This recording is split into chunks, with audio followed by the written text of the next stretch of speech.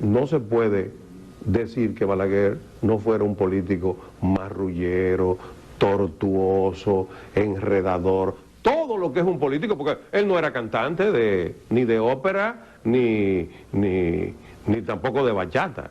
Era un político que además estaba luchando con otros políticos, que si tú los examinas esos políticos, tampoco eran pastillitas de clorato, eran cacatas, como él dijo un día.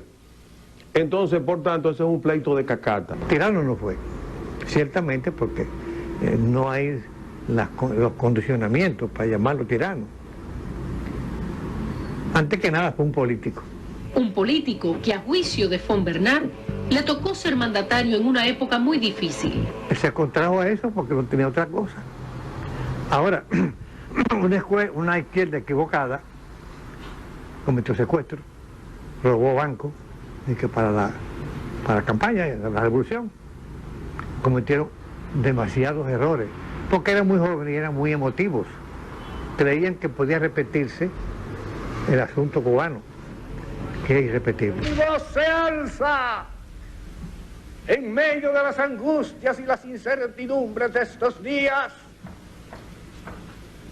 para decir a todos mis compatriotas, inclusive a mis enemigos, a los de ayer y a los de hoy, que rindamos juntos esta jornada de paz. Aquello que le niegan al doctor Balaguer,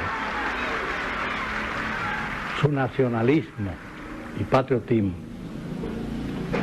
le mienten al pueblo dominicano, falsean la historia, porque si hay un hombre en la República Dominicana que ha mostrado patriotismo y ha hecho por el pueblo dominicano, se llama Joaquín Balaguer. Resulta que de los tres, Peña Gómez, don Juan Bosch y el doctor Balaguer, el que ha gobernado es el doctor Balaguer. Por tanto, es el que más callos ha pisado, porque el gobernante expropia, nombra, destituye. La vieja dicotomía entre el poder y la gloria parece explicarse en Joaquín Balaguer, a juzgar por las disquisiciones históricas de Enríquez Graterol. Se trata de un hombre que tuvo 30 años al lado de Trujillo, que después hizo otra carrera de 30 años más ya sin Trujillo, que fue 7 veces presidente de la República, que además de eso fue quien hizo la transición del trujillato a la democracia, que también fue quien hizo la transición después de la Guerra de Abril del año 1965, y que había tenido un papel preponderante en el ascenso al poder del doctor Leonel Fernández, su primer periodo.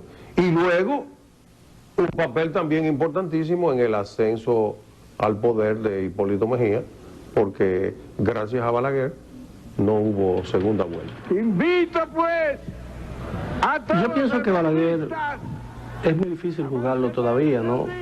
Su impronta está muy presente en la vida nacional. Hay muchas pasiones alrededor de esa figura histórica, una figura histórica sin lugar a dudas, por el tiempo que le tocó gobernar al país y por las circunstancias en que rigió a la nación dominicana. Pero no es verdad que Balaguer mandó a matar a nadie, ni que se enteraba muchas veces por la noche con horror. Pues yo era la persona más cercana en ese momento. ¿Y por qué me hacen eso? A Balaguer se le quiere ver como criminal, y Balaguer no fue un criminal. Balaguer nunca tuvo valor para que a un ser humano se le tocara. Balaguer era sensible, susceptible a todas esas acciones, y las sufría. Balaguer no ordenó la muerte de Goyito García Castro, ni ordenó la muerte de Orlando Martínez, ni ordenó la muerte de Amín Abel, ni ordenó la muerte de Otto Morales. Eso no es verdad. Ni siquiera la de Camaño la ordenó. A Camaño lo mató el sistema que él vino a combatir. ¿Y qué creían? Y al Che Guevara, ¿quién lo mató en Bolivia? El Barrientos. No me lo mató el sistema que él fue a combatir.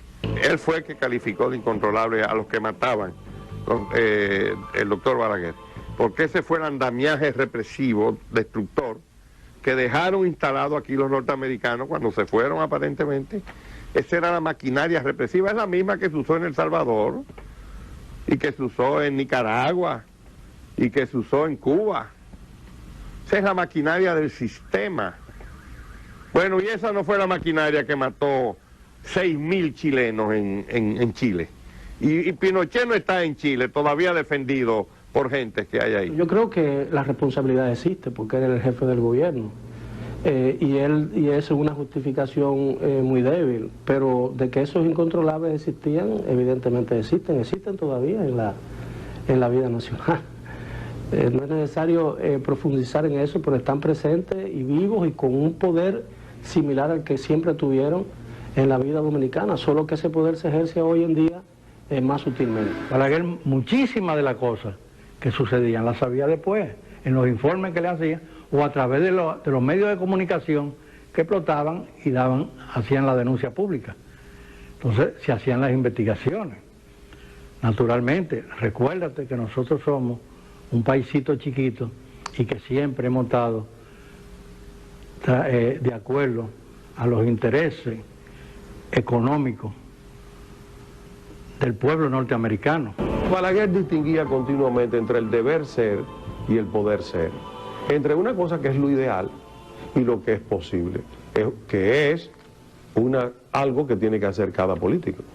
Entonces Balaguer fue político a toda hora y como político hay que juzgarlo. Lo califican como una persona pragmática, un hombre que sabía adaptarse a los cambios. Balaguer dominaba el arte de la política como quizás ningún otro contemporáneo suyo, ¿no? Ninguno de los que lo adversaron. Él sabía cuándo apretar, él sabía cuándo aflojar, y con ello no estoy haciendo ningún elogio de su personalidad, por ahí simplemente estoy tratando de describirlo, ¿no? Y decirlo tal como era. El doctor Balaguer, algunos lo quieren ver como un predestinado, es un hombre que llega al poder dentro de determinadas circunstancias. Es decir, que el doctor Balaguer asume el poder en la República Dominicana en circunstancias muy específicas, tras un golpe de Estado, ahí estaba la Revolución cubana, ahí estaba nuestra Revolución de 1965, el apoyo norteamericano al doctor Balaguer, el temor a Bosch, las inconsecuencias de Bosch. Por suerte para la historia inmediata de este país en aquel momento, los norteamericanos tenían en reserva un hombre como Balaguer y lo trajeron aquí y lo impusieron. Ahí está el libro de Bernardo Vega que explica bien cómo los norteamericanos apoyaron al doctor Balaguer para que asumiera el poder, y así fue. Lo apoyaron, el doctor Balaguer, un hombre con determinadas e indudables condiciones para asumir el poder en esas circunstancias, y lo hizo. Balaguer mantuvo frente a Cuba una política de mucha dignidad, por encima de la presión de los Estados Unidos. Político muy capaz, muy hábil, frío. Y en base a ese oportunismo, científicamente planificado, porque hay que decir que fue un hombre sumamente inteligente, capaz, un virtuoso incluso hasta de la memoria. Sobre la base de ese pragmatismo se situó y gobernó este país durante décadas. A Balaguer se le acusaba de todos los males de la República, que es el último artículo con que yo termino esto. Pero Balaguer ha muerto y los males de la República han continuado.